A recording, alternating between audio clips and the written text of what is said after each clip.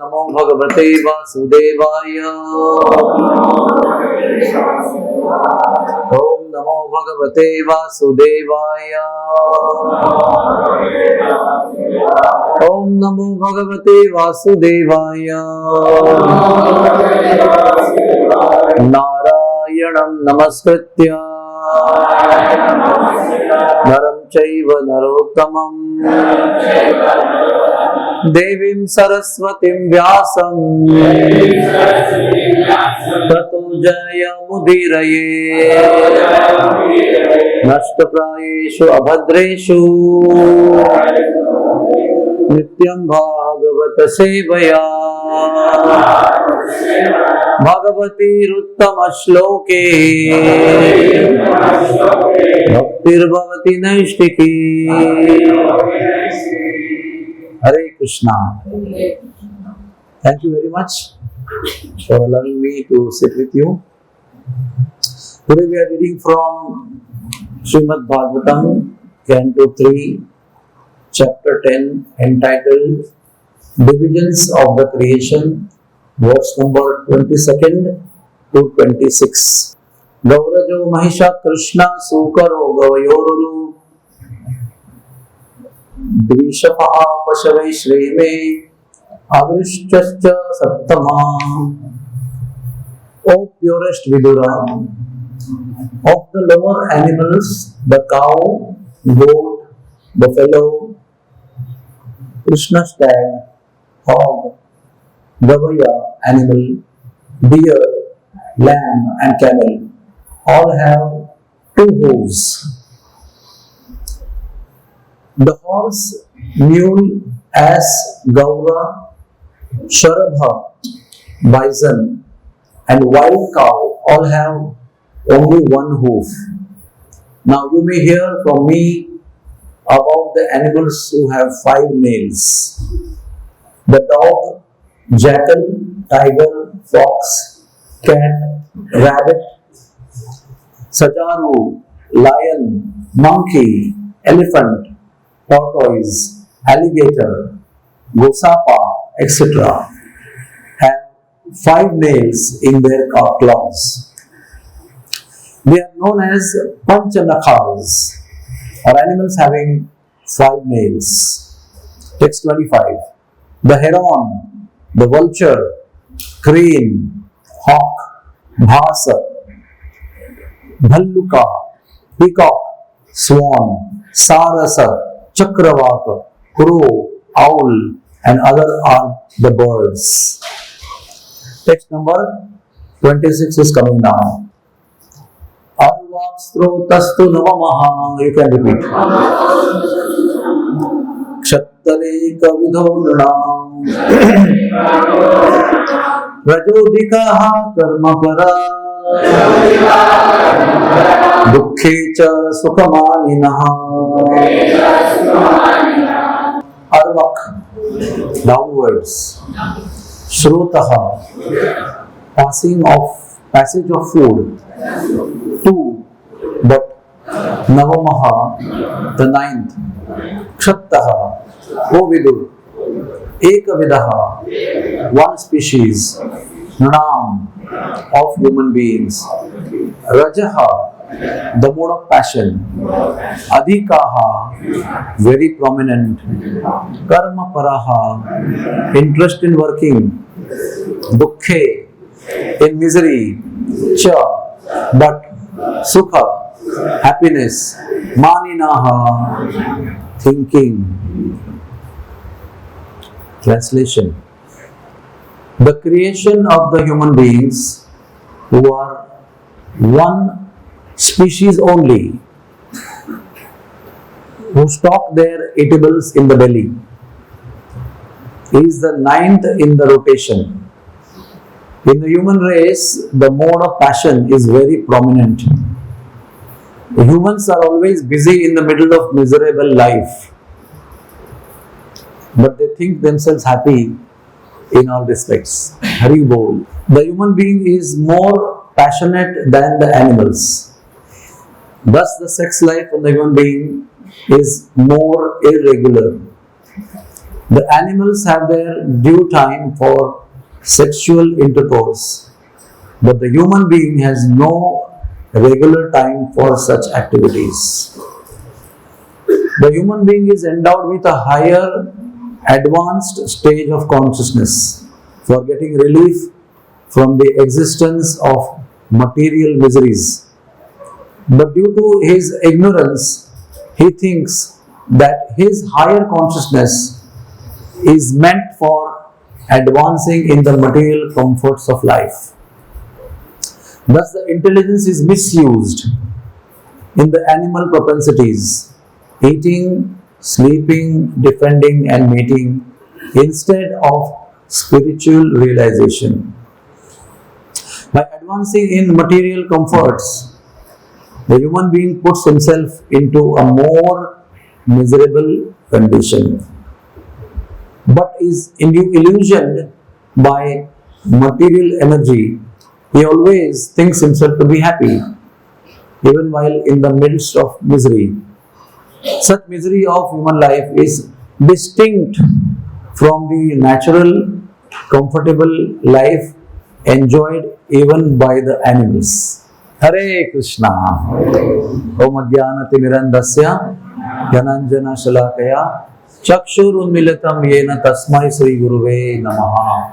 Sri Chaitanya Manobishtam Sthapitam Yena Bhutale Swayam Rupak Kadamayyam Dadati Swapadantikam Sri Krishna Chaitanya Prabhu Nityananda Sri Advaita Gadadhar Srivasadi Gaur Bhakta Vrinda. Hare Krishna, Krishna Krishna, Hare Hare, Hare Rama, Rama Rama, Hare Hare. I am Dr. Vishwarupdas from Bhaktivedanta Hospital. I have come on Yatra with His Holiness Radhanath Swami Maharaj. I feel myself very fortunate and lucky to be here in the holy abode of Lord Gauranga Mahaprabhu. It's a very graphic verse today of Srimad Bhagavatam, which makes us think deeply about our own life. The creation of the human being is of only one species only. We know there are 8.4 million species of life, of which 400,000 species of life are of human beings. That means right from the most aboriginal human being who are living almost animalistic life, right from those to all the demigods in evolving consciousness, all are supposed to be human beings. So even demigods, they come in the category of human beings having evolved consciousness. So all these 400,000 varieties of species of life have millions and trillions of living beings transmigrating from one body to another body. And then there are 8 million species of life which are supposed to be lower species of life, which are living in the underwater, which are living in the water and land, which are having multiple legs, insects, reptiles, mammals, and variety of four-legged animals. So Maitreya Muni is explaining to Vidura the variety of creation that Brahma is doing. The first part of creation is almost done by Mahavishnu and Vishnu. It is called Sarga, the primary creation. And what is discussed here is the Visarga, that is secondary creation. The living entities, the immovable and movable, both living entities are discussed over here. For us in this verse, what is important to understand is there is a vast difference between the 8 million species of life and the 400,000 species of life. In these 400,000 species of human life, there is developed consciousness that is called as Sad Asad Viveka Buddhi. That means intelligence which is eligible to or capable of differentiating between what is good, what is bad, what is material, what is spiritual, what is favorable, what is unfavorable. There is a thought process which is governed by this elevated intelligence. And because of the elevated intelligence, there is elevated consciousness also. In this unit of human being or human body, that facility is installed, like we say in our IT language, that the software of understanding the Lord is fitted. Software of understanding what is material, what is spiritual is also fitted. And the facility is given in this most valuable human life to break this cycle, repeated cycle of birth and death, which is for millions of lifetimes we are going through. Break it once and for all and go towards the Lord. Serve Him and return home back to Godhead. While in the lower species of life, there is no intelligence to understand what is good, what is bad, what is spiritual, what is material. There are only four things: eating, sleeping, procreating, and defending, which is the essential principle of all kind of life. Even we are doing these four things because these are essential aspects of life itself. But beyond that, the lower species of life have no independence to do anything, to choose anything. They cannot choose to be vegetarians if they are supposed to be non-vegetarians. They can't choose to be non-vegetarians if they are supposed to be vegetarians. They have a fixed program to eat what they are supposed to eat, and they can't go beyond that. Like you cannot find tiger eating grass because he's too hungry and there are no animals. You can't find cow eating flesh because she's too hungry and there is no grass.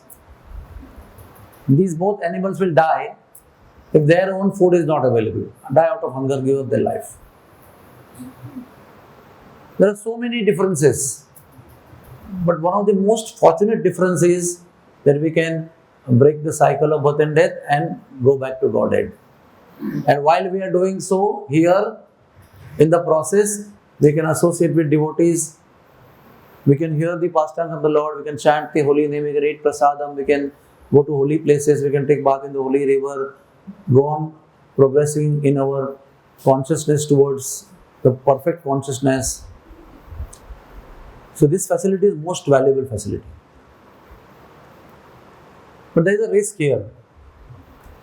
Because of the intelligence given and freedom given to large extent, there is generally misuse of that.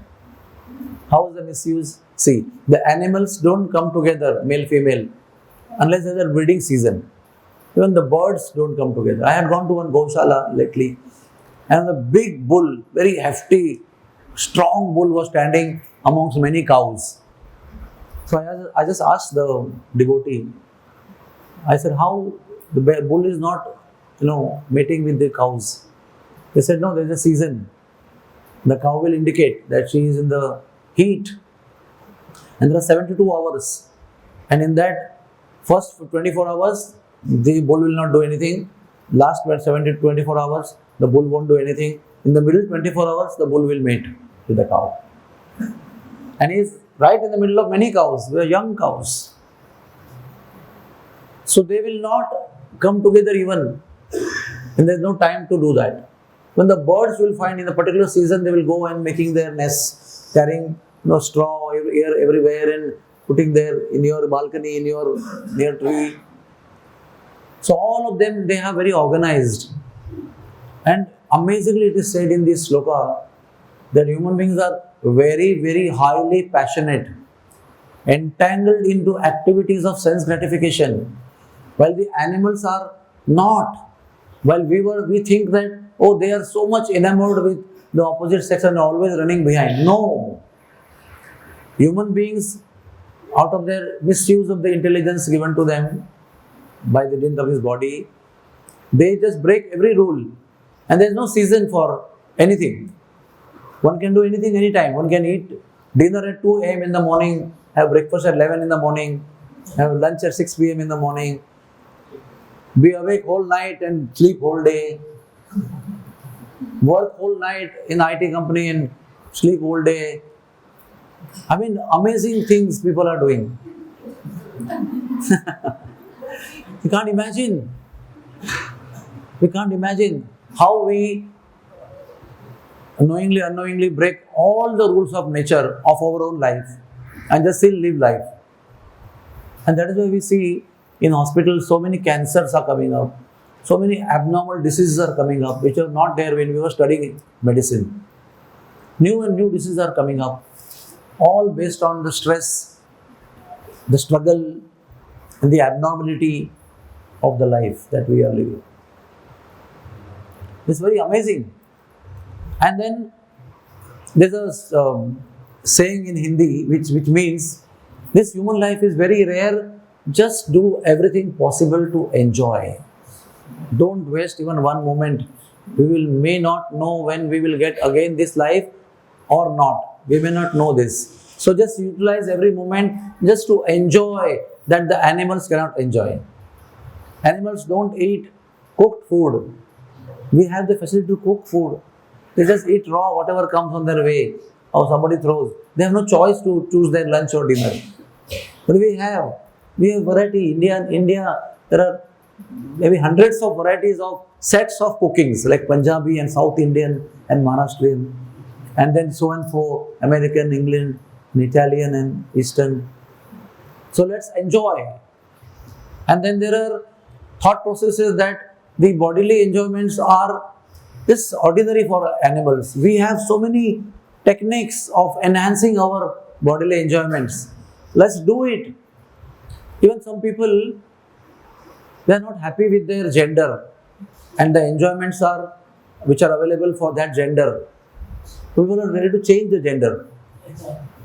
They behave like females when they are in male body, and they behave like males when they are in a female body.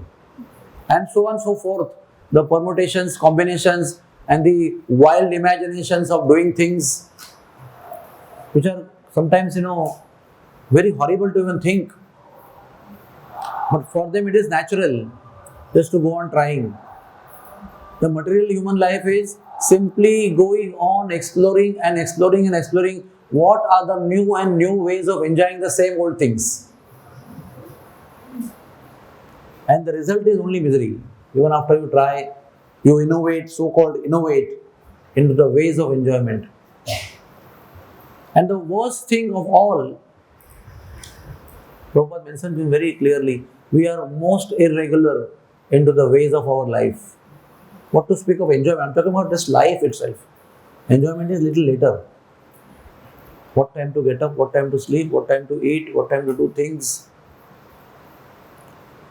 But the worst thing of all things is, and good thing for the lower species, in the lower species, whatever they do, there is no karma counted. Please understand, there is no karma for them. If a dog bites us, there is no karma for the dog.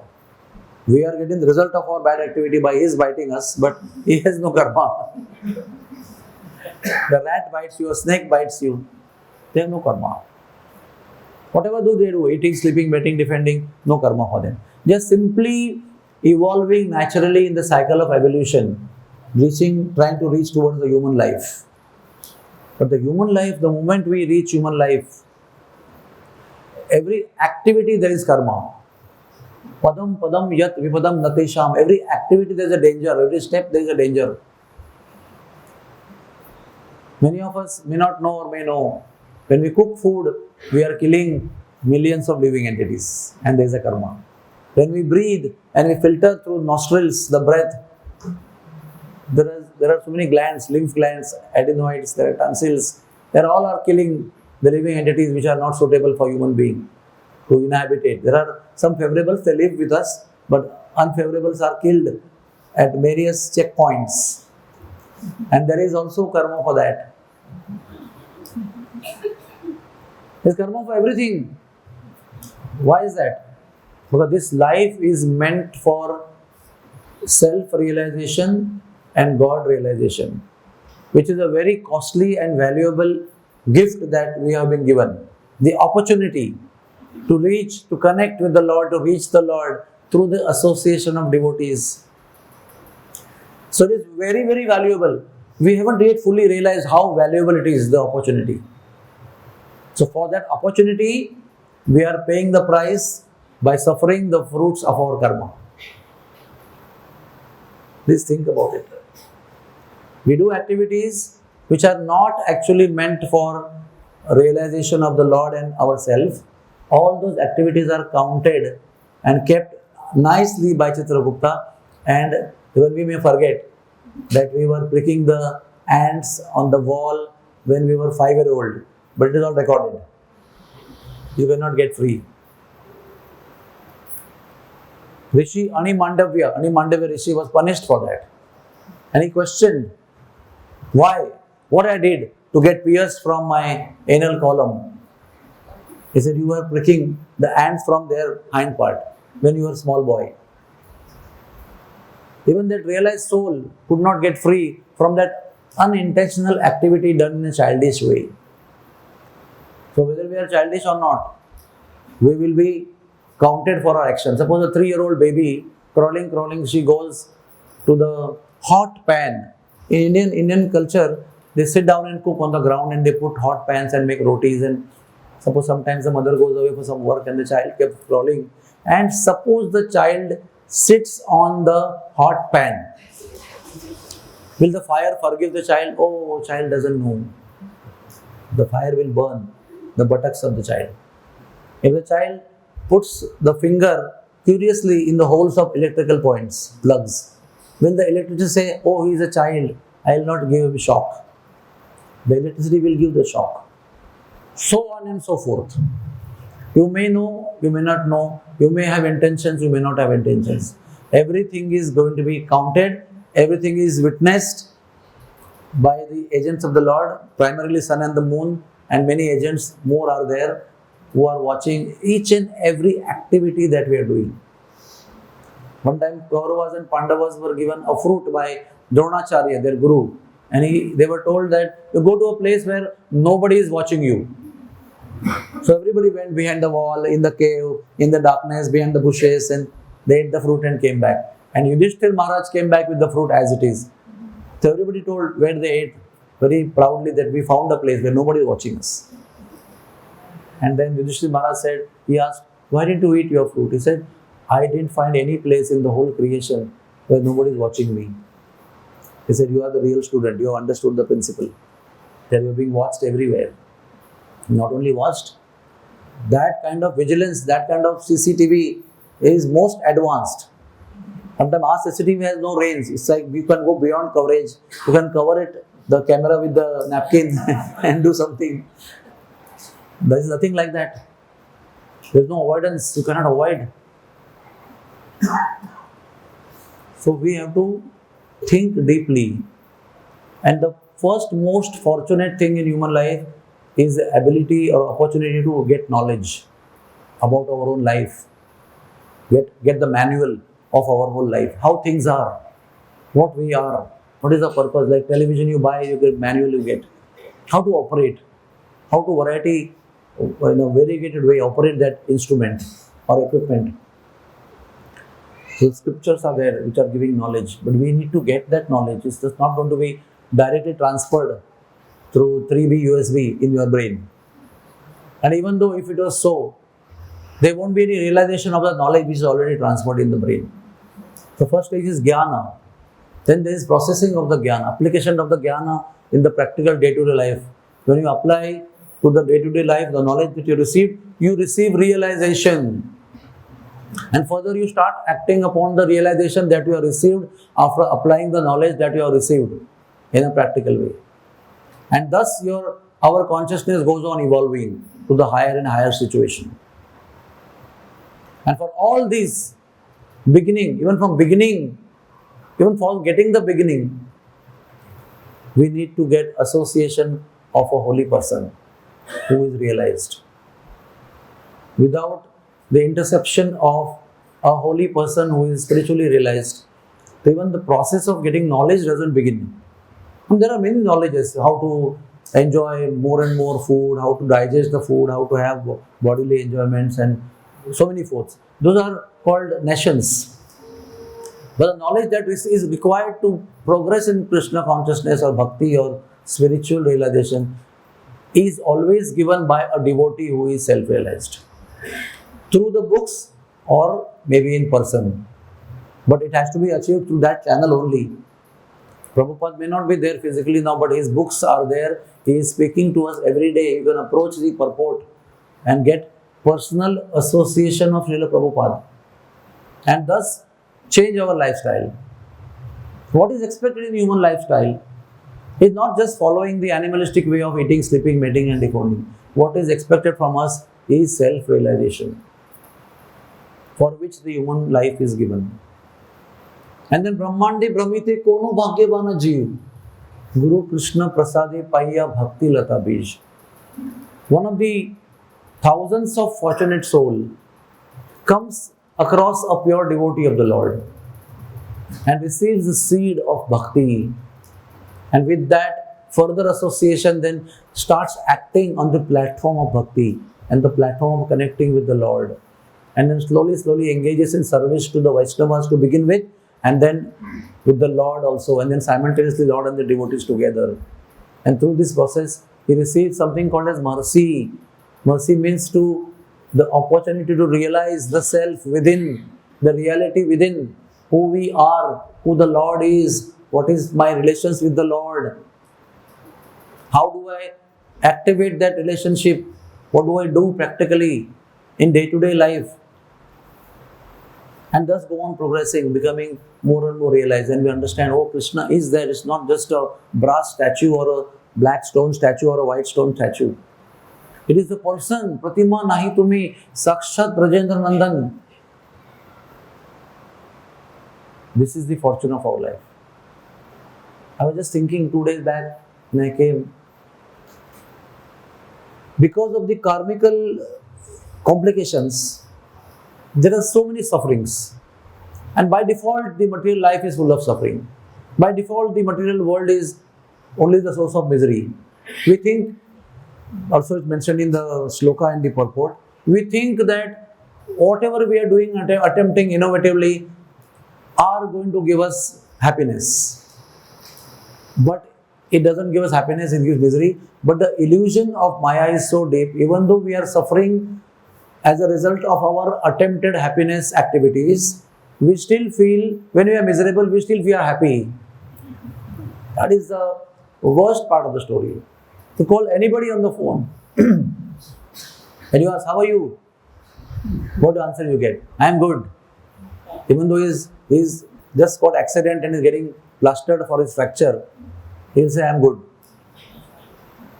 It may be a telephonic etiquette, but people, even they want to tell, they can't tell, because they feel it is below dignity for me to be suffering. How can I be unhappy? And how can others know that I am unhappy? People should know I am always happy. So in that attempt of trying to be happy as a facade in front of others, we suffer more because we do a lot of efforts to hide what we are going through. But in devotional life, we learn that, at least not to everybody in the world, but with few devotees, we should be very honest to share our heart as it is. Just to share it as it is, so that our burden is less than what we are supposed to go through. When we hide things, we suffer more because of the hiding. When we suppress more, we suffer more. When we open up and, like daily we empty our dustbin in the morning, then dustbin is not getting overflooded and getting, putrefied. Is it not true? We every day, maybe once, twice have to empty our dustbin so that it's clean, it's not even stinking. Same way with our heart, when we keep on dumping things and not revealing and not sharing to some close ones, then there is only suffering and multiplication of suffering. If you put a very fragrant mango peel after eating the mango, it is also still smelling good of mango, but after 3 hours it is not smelling like the mango which we have eaten before. So the miseries may not be so much when we are sharing regularly, but when you don't share, they really become the source of too much suffering. That's why His Holiness Ramakrishna Maharaj said that Srila Prabhupada built temples for what? He built temples so that the main purpose is Goyam Akhyati Pruchhati, to reveal our hearts in confidence to fellow devotees, trustworthy devotees, and to hear from their heart what is to be shared. And then ease each other and help each other to progress in bhakti. And to do that, we eat together and we share gifts. But the main purpose of the temple is to share our heart lovingly in trustworthy manner with fellow devotees. So we may not have hundreds of devotees to share a heart, but we minimally must have one, if not more, so that we are eased regularly. We are eased regularly. The life is, as we go ahead in Kali Yuga, life is so much full of misery. Each and every step there is misery. You can't trust anybody. Things are stolen regularly, and horrible things are happening in the holy places also. What about cities in the middle of the night? We cannot imagine. Things are totally out of control. No politician, no king, no rulers can control what's happening. And we are always told, you take care of yourself. Don't expect anything that government will do for you or somebody will help you. You have to see that you develop your own protection or security. It was not so in earlier days.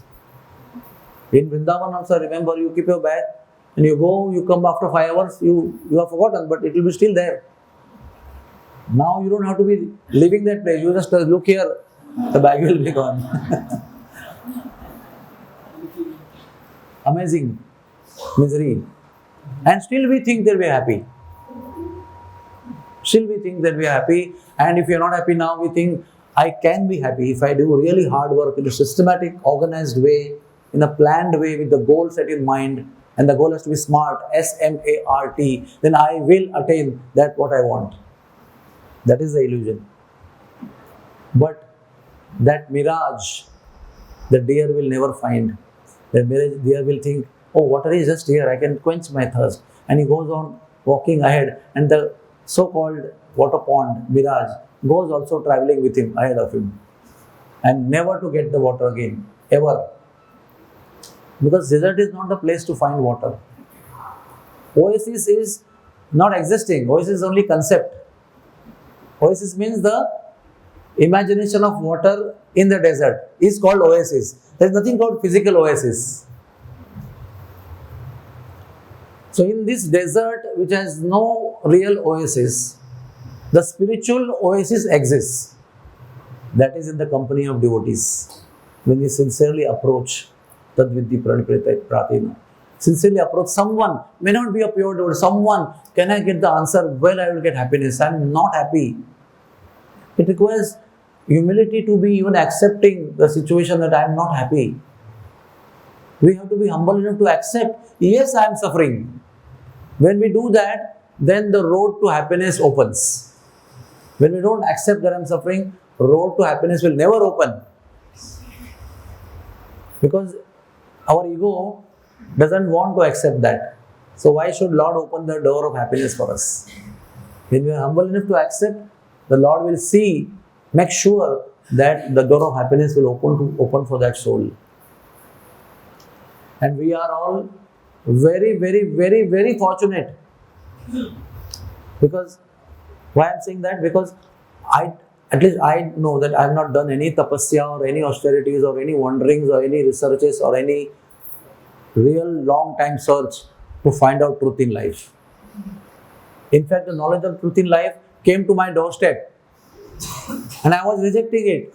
No. Still the knowledge of truth was coming to me, following me. Take. I would say, no, I don't want. Who was this person? His Grace Dayaram Prabhu. The great Dayaram Prabhu was my friend, my close friend in my college. And I would say, get lost. I don't want to listen to you. I've heard you enough. I've got your philosophy. I've understood everything. But I don't want to do it. Please don't come. And he would still come with Mahaprasad. All the way from Juhu temple to my college, medical college, in the hostel. And I would do obnoxious things when he would come, so that he would be dejected enough to not come back again. But so kind he was, he kept coming again and again. So what my point is, that we are not done any tapasya. We don't deserve. It's simply the causeless mercy. Now we understand, as years pass, one by one, we understand the depth of the word, what is called causeless mercy. There is a lot of cause to not get the mercy, but still the mercy is coming regularly. This is Mayapur Dham, which was an old village. No no traffic, no roads and no facilities. It's like 120 kilometers from Kolkata.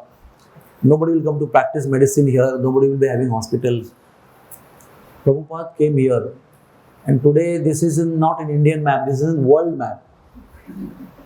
And the kind of situation is here, not for anybody to come and enjoy here, but for everybody to come and get self-realization. And such facility which Lord Nityananda Prabhu predicted in his prophecy, which Thakur Bhakti Vinod saw physically, not daydream, saw it actually, the light, the effulgence, and then all colored people from all over the world raising hands and chanting, Jai Sachinandana Gaura Hari. And it didn't remain only prophecy and the vision. It came into existence. What he saw from Godrumadvip, from the balcony across Jalangi, is what I am seeing and you are seeing physically. Is it not true? We see white people, black people, yellow people, British people, all kinds of shades in between. All people are raising their hands and dancing in the kirtan, chanting, Jai Sachinandana Gaura Hari. Gauranga! We didn't even know who Gauranga was. But we were told. And I remember in the first year of my Krishna conscious life, I came to 500th anniversary of Lord Chaitanya's birth. 1986. It was the first ever yatra with loan as a student. We taken loan to come here. So what is my chance of on my own coming to Mayapur Dham when I know money, I'm a student? But I was given loan by kind devotee and I was sent on pilgrimage to Mayapur at the most fortunate 500th anniversary of Lord Chaitanya Mahaprabhu's birth. So now we understand what is causeless mercy. We don't even know what Gauranga is. Who is Gauranga? But that Lord Gauranga was planning to shower his causeless mercy upon us even when we didn't want it. And he is leading us by force, by love, whatever you say, maneuvering our life. Now what we need to do as human beings is to make real change in our approach of life. That yes, I like sense gratification. I like to eat good food. I like to sleep. I like to defend. I like to enjoy bodily enjoyments. I like to wear good clothes. I like everything. No doubt about it. But I have to like something more than that. That is, I like Gauranga. I like Krishna. I like Radharani. And I want to go back to them. I have lost them. So I minimize what I need physically and I maximize what I need spiritually.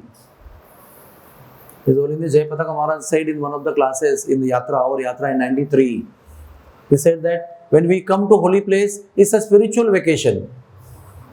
That means we minimize all the necessary material activities to minimum. And then whatever we are supposed to do spiritually, we go on multiplying and augmenting and maximizing. Everybody may not get some physical service to Krishna, Radha and Gauranga. So we can engage ourselves in hearing and chanting the holy name of the Lord and the pastimes of the Lord available over here. So we have to, those who stay permanently here, they are on permanent spiritual vacation. They have decided no more material life in material place, only spiritual life in spiritual place. But it may not be everybody's cup of tea. Because for every single spiritual happiness that we are going to receive or we have received, we are always paying the price of some austerity. Right? Right now, I want to be in a very pleasant condition while giving class, no sweating, no exhaustion, nothing. My voice should be pristine, clear, but it is hot, it is sweaty, it is humid. So for each and every great spiritual experience, we have to pay some price of going through inconvenience or austerities. But whatever austerities we think we are going in as a human being in the Holy Dham is peanuts compared to what mercy we are going to receive or we are receiving unknowingly at this moment of time. Lord Gauranga is simply showering and showering and showering unlimited mercy which no other incarnation has ever showered on human beings. And we are participants of that. What is our fortune? We may not have been born in a very holy spiritual family, but we have been pulled in a very holy spiritual family by Srila Prabhupada. Srila Prabhupada, what he has done, even in the course of time, after many years, as every year passes, we'll come to know how we have to be more and more grateful to Prabhupada, looking at what he did. There is no other human being, like no other incarnation of Lord as Gauranga, like no other human being has done in the whole history of creation of mankind. Sometimes it looks very hyper sentimental statement. Hey, because you are a follower of Prabhupada in Iskcon, you are saying all these things. No, you think about it, you will come to know. Nobody has done this, what Srila Prabhupada has done. And nobody has done, after leaving the body, after 50 years, what Prabhupada has done. In fact, Prabhupada has done, Srila Prabhupada did much more than when he was on the planet. For example, 108 temples before he left. Now there are more than 750 temples over the world. No other sampradaya, no other pathway to life, we have seen such kind of thing. When the Acharya goes, everything collapses. And here we see, everything is multiplying in a more and gorgeous way. The temple of Vedic Planetarium was in concept when Prabhupada was there. He had instructed, I want this. But when it is manifesting in front of eyes of all of us, Prabhupada is still there in the spiritual form. But physically with this charma chakshu, with these eyes we are watching the unlimited glory getting manifested in front of our eyes. Lord Gauranga, with such a superhuman form, most glorious form, manifested in this holy place. This holy place, as a human being, we are able to relate, because this is where the whole holy name actually started being broadcasted. From this place, the holy name is broadcasted and reaching all over the world. And then more and more as time will pass, it will do so. The holy name will be broadcasted in much more magnanimous, unbelievable way in future than now. And it is much more than before. It's progressively increasing. All the other holy dhams, which are not different from the Lord Himself, are going to naturally reduce their luster and glory. I mean, it will be not changing, it will be getting hidden. It will be getting unmanifest gradually.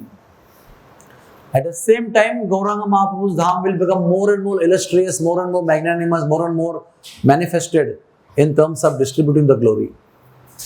So, other things go down and Gauranga's dham goes on,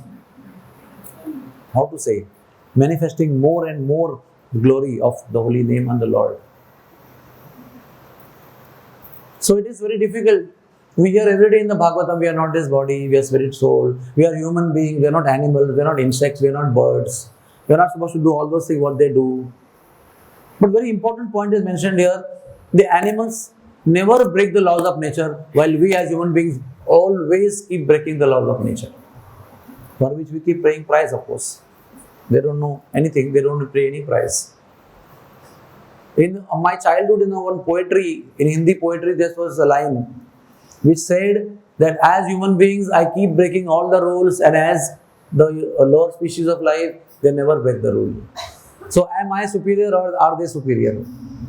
They are superior in terms of following the rules and regulations, but we are superior in terms of the opportunities that we have. They don't have the opportunities.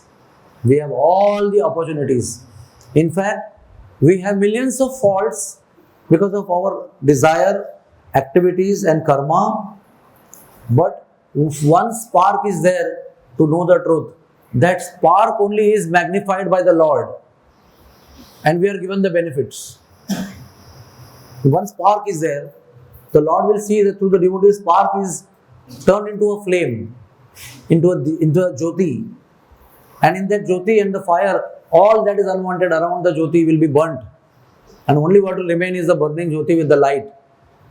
And that will take us back to Godhead. That is our fortune. We don't deserve, but we are made deserving. As Prabhupada said, none of you are qualified. I made your qualification. Like that, that statement is still relevant and prevalent.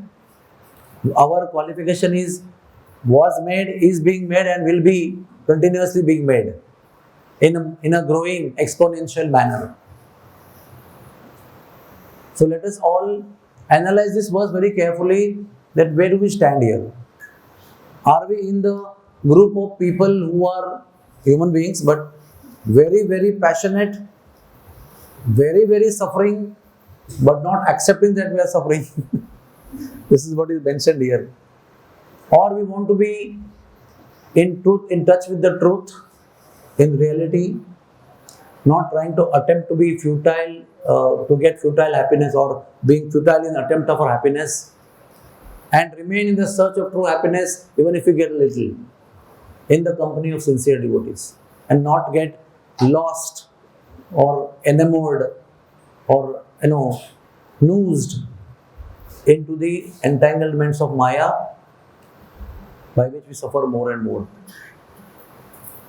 In Dham, we have to know that Maya is more dominantly present than in cities. It's a very different statement. Where was Kamsa? Kamsa was where Krishna was. Was Kamsa in Mumbai and Krishna was in Mathura? Was Putana in Kolkata and Krishna was in Mathura? No. All of them were there just near Krishna. And being near Krishna was a very dangerous proposal, because every day there will be somebody horrible attacking you, and you may be dead or you may be alive, fortunately. But life with Krishna was not easy, right? You go to herd cows and nicely enjoying Krishna. Suddenly, demon comes and all ladies start getting aborted, and you cannot imagine. Suddenly you are playing and horrible, devastating rains come, drowning everything in the freezing cold. Why? Because you are with Krishna. And you go on naming. Wherever Krishna was, always danger was there. So when you are with Krishna, you can choose two things. Be with Krishna in spirit, or be with Krishna in averse mood. That okay, I don't belong to you, but I somehow happen to be next to you. If you are averse to him, being with him, you suffer more. But if you are with him in spirit, in love and affection, and you are with him physically, you are relieved every now and then from all sufferings, and nothing can touch you. Like the devastating rains, showered with unlimited power on Govardhan, but it could not even break one blade of grass on Govardhan. What power one blade of grass has? But even that blade of grass could not be bent by devastating rains of Samvartaka clouds. Why? Because that blade of grass was attached to Govardhan, which was attached to the tip of the last finger of Krishna's hand. With that connection, the Samvartaka clouds could not even disturb one blade of grass. What to speak of trees? What to speak of lions and tigers on the mountain of Govardhan? Just because of being connected with Krishna favorably, anukulyena. So if we are here, so many people come here for business, but life is very miserable in the sense of physical facilities. It is not easy. The temperature, the atmosphere, the situation, the people, governmental arrangement, nothing is suitable. So I always admire all the Western devotees abroad, how they come and manage all the Indian situations which are extremely intense in the holy places especially. But when we do that and we prepare our mind, yes, it is going to be so, then unlimited bliss will fall upon us. So you have to stay constantly aligned with the required pathway and required consciousness and required touch. If just 1 second you are off, then there is injury and then there is suffering. So we should not, in fact, whatever vigilance we have in city life against Maya, we have to be hundreds of times more vigilant against Maya, for Maya, in the Dham when we are living. Because she is on full guard on you, because you have decided to come to Holy Dham, to surrender to Krishna. She will do her maximum to distract you from your so-called goal. Says, as you are taking all the effort to come here for yatra or for full time, for all time to come, she is not going to just give you up She's going to be after you with her full force. And for that, we have to hold on to the feet of devotees, hold on to association, constantly remind us why we are here. And if we are doing that, then that will not affect us and we will be showered with unlimited mercy all the time that will manifest in our lives through happiness and bliss. So let us all pray. Because Amito Kangala, Krishna Krishna Boli, Dhaya Tava Pache Pache. We are simply running madly, we have no qualification, we don't have anything, we just like poor destitutes. But we run, sincerely we run behind Lord Gauranga, behind Lord Nityananda, behind Krishna, behind Radharani, calling out, please help me, oh Lord, please help me, please save me, please protect me. And then we will be supremely protected. However insignificant we are, and we are definitely, we will not be touched by Maya. Maya can touch you only when you are not with Krishna, in spirit. When you are in spirit with Krishna, in surrender, Maya has no power to touch, although she is extremely powerful. Daivi Eshi Gunamai Mama Maya Duratyaya, most invincible to cross over. She will not be able to touch. That's why, by the mercy of Prabhupada, our life is very, very fortunate. We are very weaklings, simple weaklings. We don't have strength, we don't have qualifications, we don't have enough desire, but still by the mercy of devotees, we are always protected. So let us take the message of Srimad Bhagavatam very seriously and not remain in the category of people who are trying to enjoy. Enjoyment will come as per the karma. Even if you don't want, it will come. Even if you want, it will not come. Suffering we don't want, it will come. Happiness we want, it will not come. But they will both come as per their own scheduled time, and they will both begin and both end. So there is a inevitable beginning, inevitable end of both the things which you don't want. But there is no beginning and no end for spiritual happiness. Anywhere, any point of time, we will not have an end to the spiritual happiness which we are treading on that path. Any time, in any miserable condition of your life, you chant the holy name, you will be first relieved of your misery and you will experience the bliss in the middle of misery also. That is the beauty of Krishna consciousness. You will be in the middle of misery, but you will not be touched by misery if you are calling out the holy name. Hare Krishna, Krishna Krishna, Hare Hare, Hare Ram, Ram Ram, Hare Hare. So I will end here. Thank you very much for your patient audience, patient listening, and again grateful to you for the opportunity. I have very simple, humble opinion. I cannot wait for others expecting them to take the responsibility and do things. I should feel that I am also a responsible person to bring in stability. It is easy to say, Prabhu, why don't you do it? Prabhu, why don't you do it? Oh, they will do it. They are in authority. Everybody is in place by the arrangement of the Lord. But I am also an integral, important part of the mission of Srila Prabhupada and Sri Gauranga Mahaprabhu. What can I do? First thing, I should do a good sadhana daily without fail. I should perform very good sadhana. Call out the holy names of the Lord, not just chant 16 rounds, not just finish 16 rounds. Call out the mercy of the Lord when we chant. And then whatever services, capabilities we have, we should work towards giving stability to the congregation of devotees ourselves.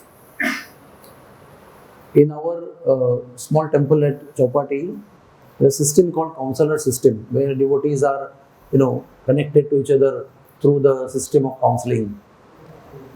So over 35-40 years, the community is stabilized because they have been given shelter by senior devotees.